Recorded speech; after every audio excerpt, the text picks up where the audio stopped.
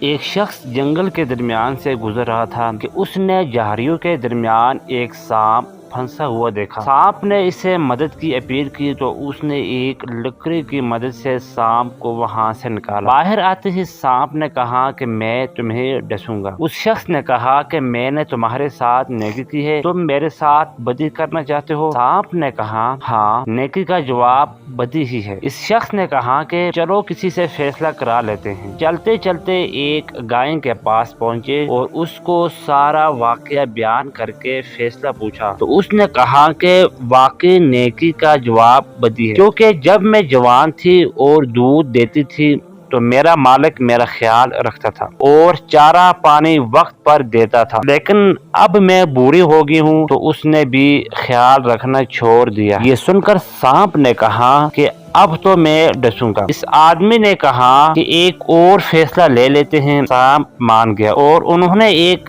گدھے سے فیصلہ کروایا۔ گدھے نے بھی یہی کہا کہ نیکی کا جواب بدی ہے، کیونکہ جب تک میرے اندر دم تھا میں اپنے مالک کے کام آتا رہا، جو نہیں میں بوڑھا ہوا اس نے مجھے بھگا دیا۔ سانپ اس شخص کو ڈسنے ہی لگا تھا کہ اس نے منت کر کے کہا ایک آخری موقع اور دو۔ سانپ کے حق میں 2 فیصلے ہو چکے تھے، اس لیے وہ آخری فیصلہ لینے پہ مان گیا۔ اب کی بار وہ دونوں ایک بندر کے پاس گئے اور اسے سارا واقعہ سنا کر کہا کہ فیصلہ کرو۔ اس نے آدمی سے کہا کہ مجھے ان جھاڑیوں کے پاس لے چلو، سانپ کو اندر پھینکو اور باہر پھر میرے سامنے باہر نکالو، اس کے بعد میں فیصلہ کروں گا۔ وہ تینوں واپسی اسی جگہ گئے۔ آدمی نے سانپ کو جھاڑیوں کے اندر پھینک دیا اور پھر باہر نکالتے ہی لگا تھا کہ بندر نے منع کر دیا اور کہا کہ اس کے ساتھ نیکی مت کرو، یہ نیکی کے قابل ہی نہیں۔ دوستو خدا کی قسم وہ بندر پاکستانی عوام سے زیادہ عقل مند تھا۔